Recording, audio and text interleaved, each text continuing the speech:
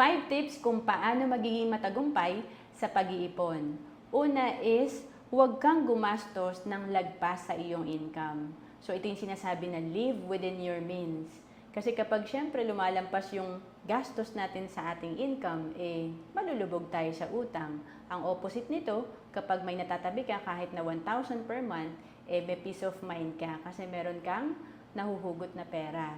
And then pangalawa, gumawa ka ng savings goal. Ano ba yung purpose mo? Like, nag-iipon ka ng 2,000 per month para sa education ng anak mo? Nag-iipon ka ng 5,000 per month para makapagtayo ka ng sarili mong negosyo? And then pangatlo, iwasan mo magkaroon ng utang. Kasi ang utang, anay yan na sumisira sa ating alkansya. At pang-apat, i-increase mo ang iyong income. Mas mabilis tayong makakaipon kung meron tayong multiple sources of income. At panglima, matuto kang magsakripisyo.